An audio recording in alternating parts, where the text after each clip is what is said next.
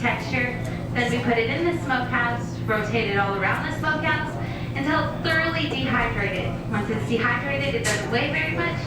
That's pretty important for my grandfather's dog sled. The weight of the sled was pretty important. Well, now, that's all well and good for the dogs, and what would you do now to make smoked salmon for your own family to eat? Well, we're pretty picky about how we prepare our salmon, so we would wash it really good, put it in a salty brine, and then smoke it with a nice sweet alderwood. But when we're doing this for the dogs, we don't do any of that. We just smoke it with a cotton or a spruce. We're not too picky. Yeah, that's baby picky out on the trail at dinner time. We thank you very much. We're going to see you on shore in just a little bit. Rita Pitka, folks. Anabasi, Rita. Thank you. Now, folks, after our formal tour to go ashore, I wanted to mention a couple things about our trip ashore. I mentioned we'll be here for an hour. The formal tour, 4 stops, 7 or 8 minutes per stop, takes about 30 minutes. Well, we'll be here for an hour, so whatever's left over after the formal tour, feel free to explore the village itself, return to areas you enjoyed. You can also stop by and get some pictures if you like at the fish camp right there. So we'll do plenty of time for exploration when we go ashore. Now, a couple of other things about the boat. We need the boat open. We can always come back. So the restrooms, the gift shop, whatever you need, you can leave things on the boat if you want. So an ancient culture. These people have been here for thousands of years. So what you're going to learn is how they survived, how things changed, how they adapted with the arrival of Westerners, the fur trade. We'll give you a summary of the stops in the village and talk more about that as we're getting on down to lower decks. But again, if you have anything on board, you can right there and you'll be here when you get back. We're going to be unloading, I believe, a boat into the boat. Now the water's come up and I think we can now do that. So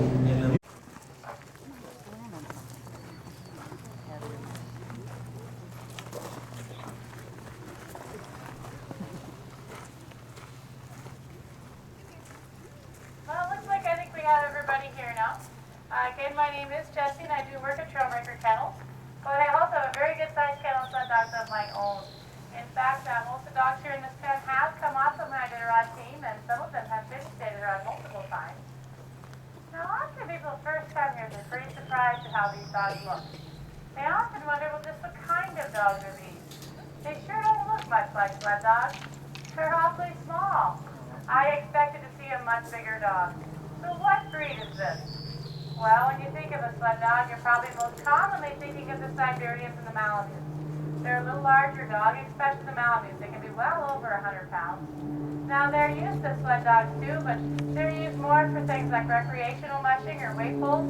Maybe pulling just a little bit larger, heavier sled, but going a lot shorter distances. Now, comparing a Malamute to one of these dogs here, well, it's kind of like comparing the difference between, say, a draft horse and a racehorse. Or maybe picture in your mind the difference between a weightlifter and a marathon runner. These dogs here are much more akin to the marathon runner than anything else. In fact, that's what they were bred for. These dogs here are bred for their endurance, for their ability to travel long distances. That one's tired. They were used to haul mail, food, supplies, people. It's like that from village to village. Because of the distances these dogs travel, they actually had to have the body, say, more of a Boston Marathon runner than a big heavy weightlifter. So that's why they're not as big as what you might expect them to be. Now, all the dogs here in this pen, every single one of them is an Alaskan Husky. The Alaskan Husky is a breed of dog, but it's not a registered or a purebred dog. Therefore, we do try to have a variety of different looking dogs because, well, frankly, we just don't care what these dogs look like when we breed them. So we don't care if they have blue eyes or brown eyes, or blue eyes or curly tails or floppy ears. Color makes absolutely no difference. What we're looking for is things like speed, endurance, strength, intelligence, instinct, curiosity, compatibility, things like that. We're looking more for what the dogs can do than for what they look like.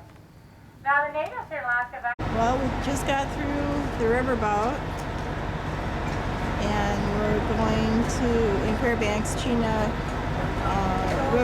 River, and we're heading to the railroad. First Fairbanks downtown, we'll go to lunch on our own and then shop a little bit and then go on the train and Gold Rush train or Gold Rush something or other, gold mine or something.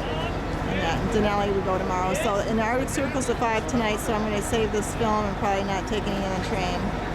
There's our bus over there, the Polychrome. Globus bus, Globus Tours.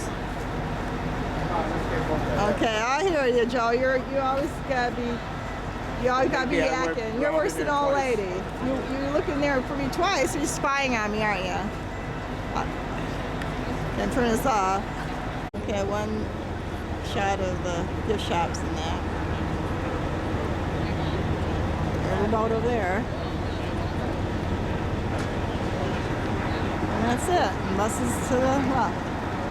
Okay, this is Pioneer Park, where we're going for the salmon bake.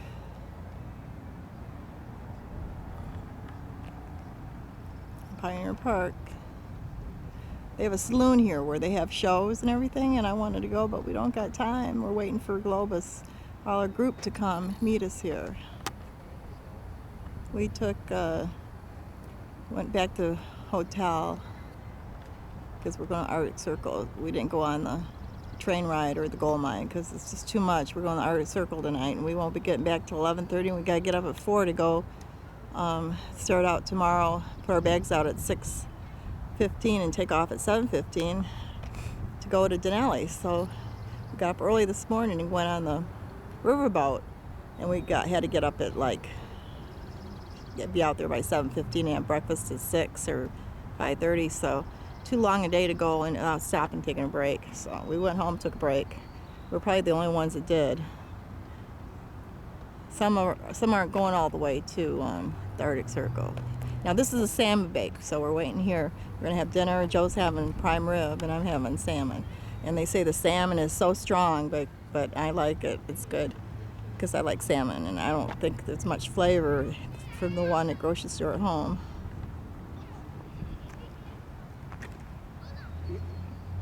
There's Joe way over there. Can't wait. He's always got to go, go, go. But he took a nap, so he's better take a nap than being grumpy for the rest of the Arctic Circle.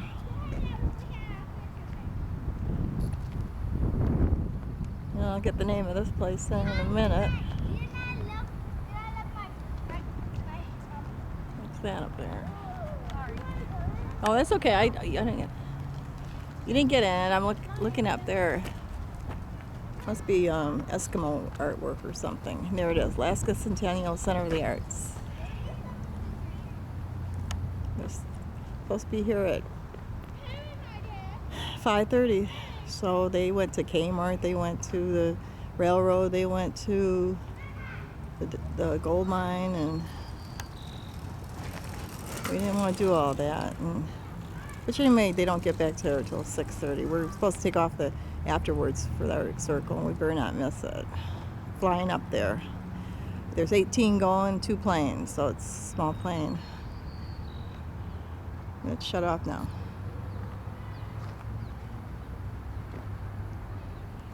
Hi, Joe. Hi, bye-bye. Are you hungry? No. I know what you gotta do. You gotta go pee, don't you? Yeah. I do too. I guess that's at the Salmon Bake, it's the Art Center. So we're going over here to the valley.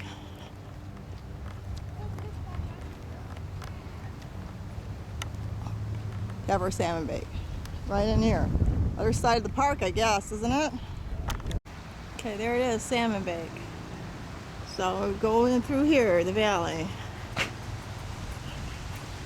They're probably already here. Well, right there at the Pick and Poke gift shop.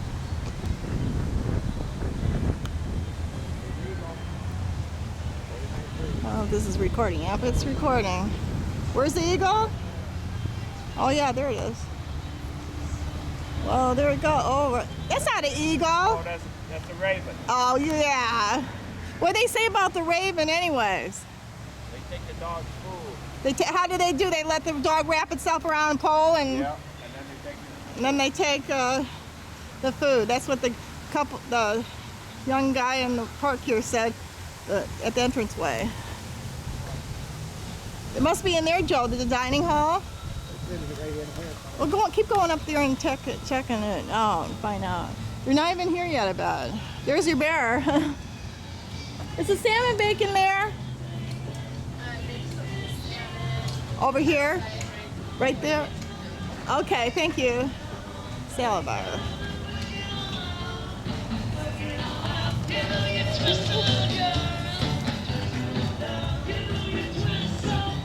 Beverages. You want to get a beer, Paul? Not right now. There's a salmon bait. We'll find out. Where are you going? There's nobody over there. Baby.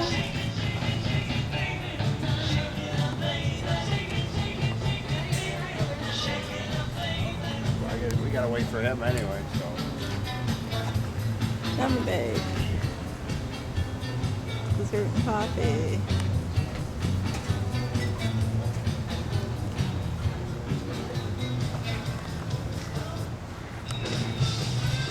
Didn't he say we're on our way to the fly over the Arctic Circle to we're landing in Colford? I think we go to Prudhoe Bay, I'm not sure. And this is a 10-seater Piper Navajo Piper Navajo Chieftain is the plane. There's Joe. Hi, Joe. He's decided to Oh, jump he's so too. excited. I can jump. Gotta gut it and then leave, right? Yeah. I guess someone has to drive. Okay, film me while you're taking. The forest fire here is still smoking. Smoky to bear, I think. We're flying over it now. Well, now it's on the other side, so shut it off again. Pilot said the name of it, where it's located, but it's forest fire. Right there, John.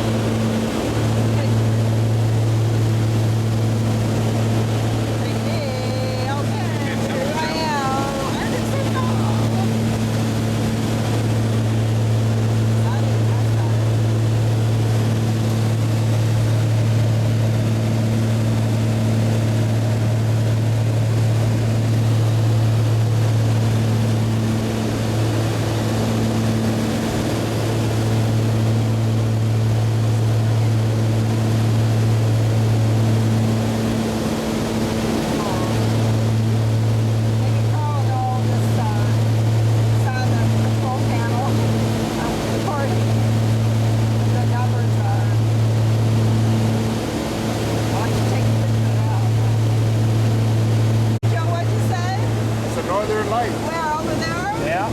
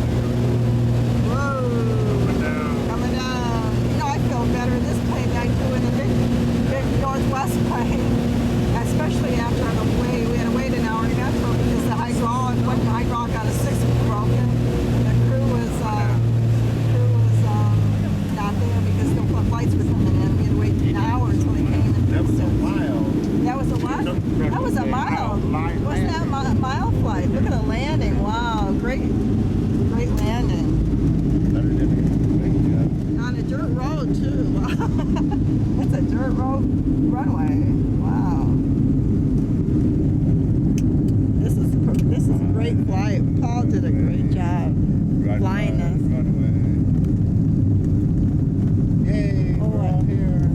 This is great. Hell, the game's all here. There's the little planes. It's quiet now. My ears are kind of getting adjusted to it. This is Coldfoot. Are those our friends over there that took the other plane? I think so, probably. We had another Okay, put the camera away, Joanne. group of people take another plane. There's two who flew out with us, I guess. The ice that it sits into cold, because if it's solar radiation heats up, it could potentially heat up that pipe so hot, become unstable, fall over. So it has to maintain frigid.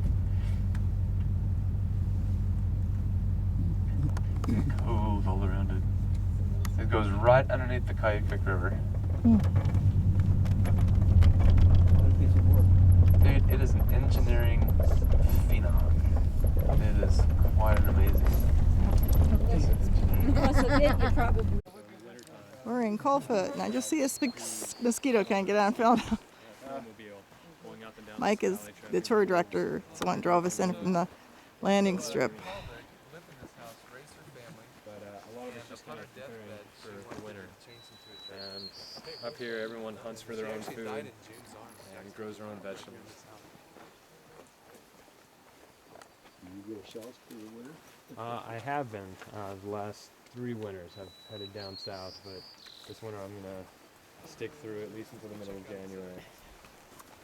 As you can see, like around this front entryway. Gee, if you die out here, you can just dig a hole and he can put you in. All this stuff wasn't. You're funny, It Joe. don't cost no money. The joke is we can get a 6-pack of beer and a lawn chair and watch these plants grow. God, I just got buzzing around my ear.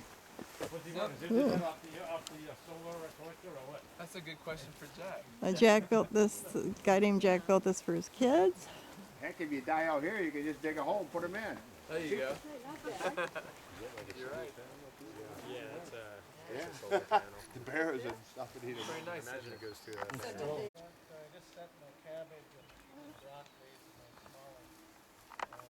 I didn't see that satellite dish, so they do have modern technology or access. And solar panels too. Neat. I'd like to try this once. Building here or living here. Yeah. They just put screens hanging from the doors, and the first door, and then when you go in the second door, it's another screen. So simple.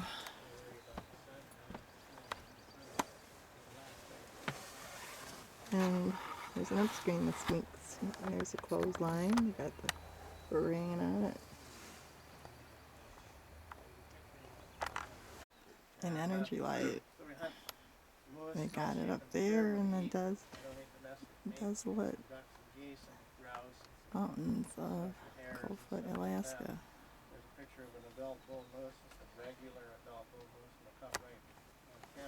And there's the screens you just have hanging down the door. Walk right in. Keeps the mosquitoes out. Instead of having a screen door.